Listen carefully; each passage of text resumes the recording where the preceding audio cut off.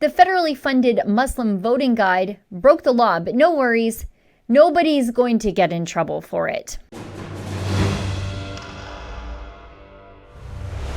Remember the Muslim voting guide? It was published by Laurier University just before the last election. It bore an official government logo indicating that it was funded by a federal agency, the Social Sciences and Humanities Research Council. This thing was a taxpayer-funded campaign ad for the Liberals under the auspices that conservatives are racist.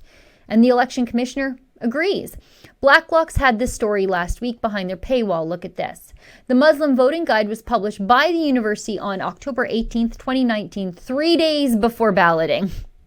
Researchers had successfully applied for a $24,923 grant to, quote, create profiles on key public, media, and political figures, as well as organizations who produce and distribute Islamophobic ideologies and propaganda, end quote.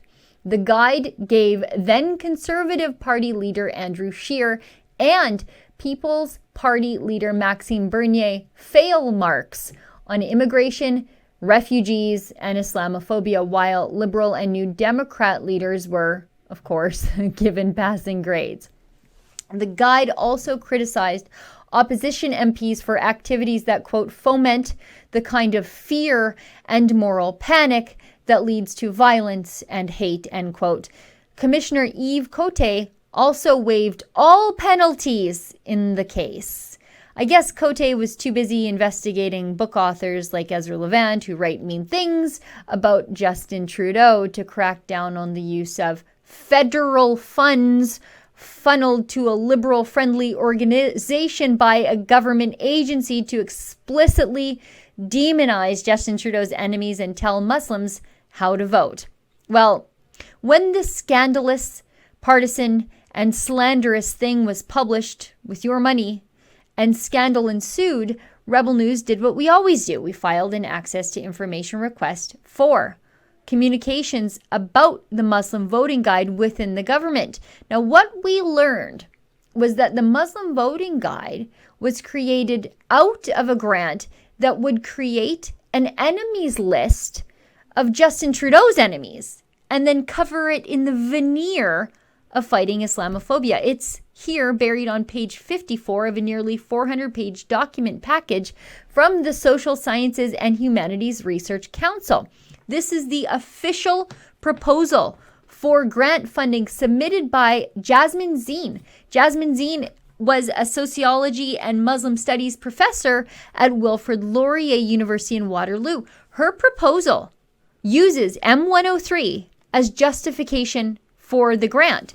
The proposal, or at least the one page they included and didn't redact, is quite the read. The National Council of Canadian Muslims were to identify targets, including media and political figures, academics also, to target as part of their, quote, map to respond to M103. Let's take a look at it, and I'll publish this thing in full so you can read through it for yourself and see what kind of partisan work the Liberals funded a professor to do with your money. Here it is. Page 54, the grant application. This study supports the imperatives behind M103 through its objectives to analyze, document, and map the Islamophobia industry in Canada that perpetuates fear and negative stereotypes about Islam and Muslims, leading to hate, violence, and discrimination.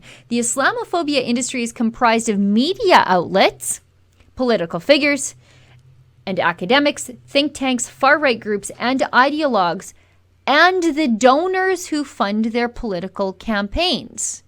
So if you donated to the Conservatives or the PPC, this study would want to identify you and list you.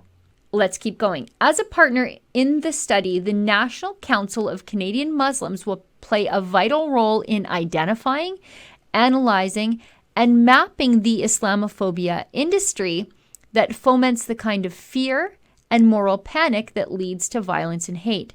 This strategic collaboration will allow for a better understanding of how the Canadian Islamophobia industry operates as a network of political, ideological, institutional, and economic ties promoting anti-Muslim racism.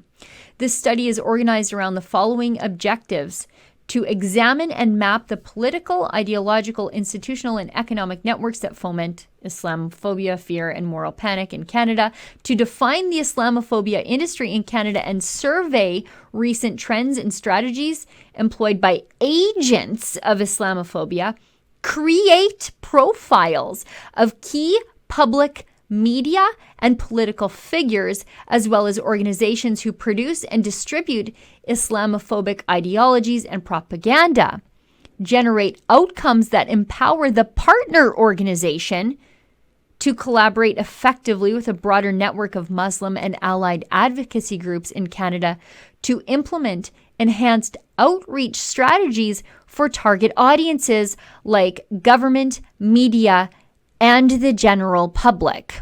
To be clear here, the Canadian taxpayer was paying the National Council of Canadian Muslims as a partner in this study to build up their enemies list and then to target the enemies on that list by mobilizing, quote, Muslim and allied organizations to attack the enemies on that list and then use the media to attack them also. How could anyone see this grant application as anything but partisan, especially when that enemies list turned into the Muslim voting guide, where all the enemies weren't liberals, they were conservatives and PPCers. For Rebel News, I'm Sheila Gunn Reid. You know, there's always more to the story.